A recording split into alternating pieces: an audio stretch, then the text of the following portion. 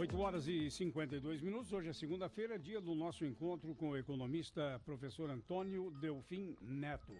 Professor Delfim, na semana passada, quando nós conversamos, estávamos na expectativa da aprovação da reforma da Previdência. Ela passou e com folga.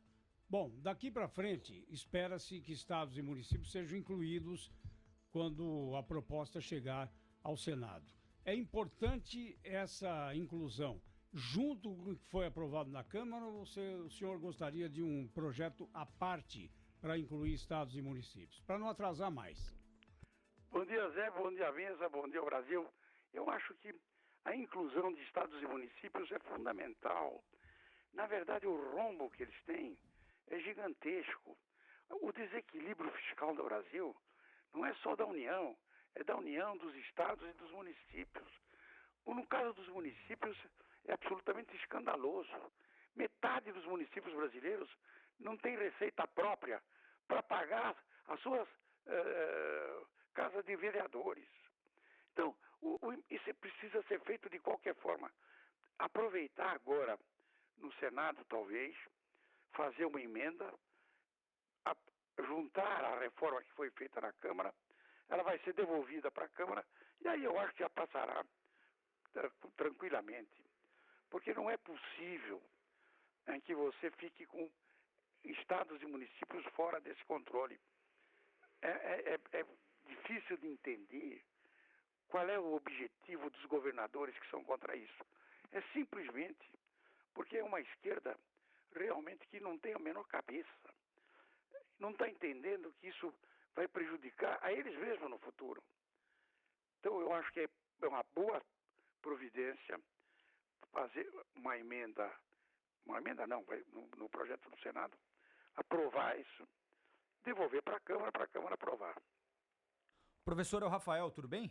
Bom dia, Rafael. Bom dia. Professor, a sinalização da Previdência está dada, né? Ela vai ser aprovada de um jeito ou de outro, com estados e municípios, no Senado também. Então, esse é um assunto que está na pauta, mas já num capítulo que vai ficando no passado. A barreira está passada, Rafael. O que a gente tem de fazer agora, professor, para tentar capitalizar esse momento, para oferecer à sociedade um pouquinho de oxigênio, hein, professor? Mas eu estou achando o seguinte, na verdade eu acho que tão logo esse negócio seja aprovado, a minha convicção é que o Paulo Guedes sabe melhor do que nós que ele precisa de uma porção de pequenas medidas no nível micro e no nível macro para voltar ao crescimento. Eu acho que o que eles estavam esperando, na verdade, era uma resolução desse problema, porque sem se resolver esse problema, não há a menor hipótese de você ter uma expectativa de uma estabilização da dívida pública. Não vai diminuir, não, os gastos com a Previdência. Eles simplesmente vão se estabilizar. Então, o que acontece é o seguinte, ela é uma medida preparatória para medidas que possam estimular realmente o desenvolvimento econômico do país. Eu acho que está sendo preparado. Essa medida, por exemplo, da liberdade econômica, mostra como o governo está retirando o Estado de cima do trabalhador e do produtor. Porque o Estado, onde ele pôs a mão, ele controla e controla mal.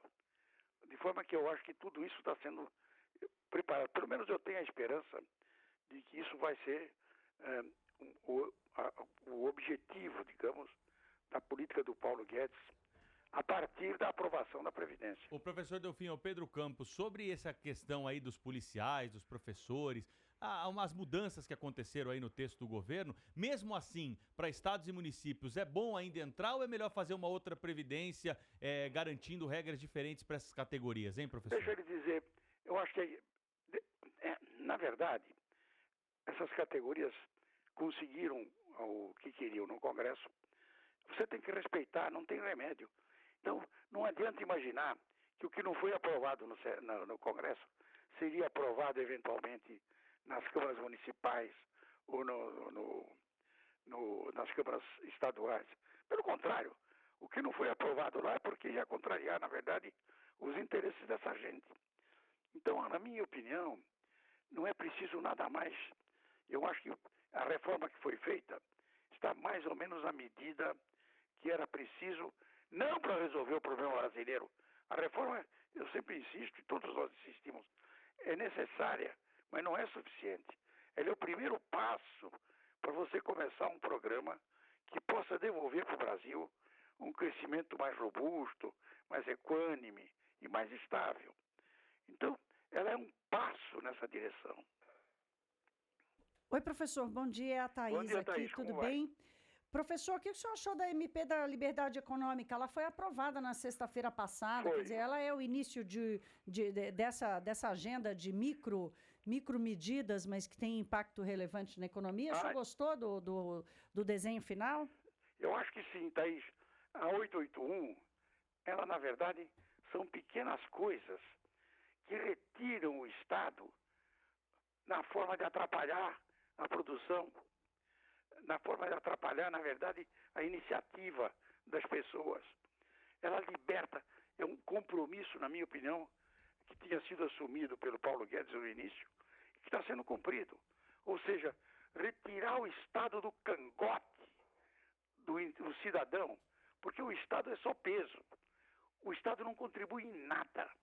O Estado, na verdade, hoje, é um parasita. Tá certo, professor Delfim Neto, conversando com a gente nesta segunda-feira de manhã. Professor, bom dia, uma boa semana para o senhor. Um abraço para os senhores e para o Brasil.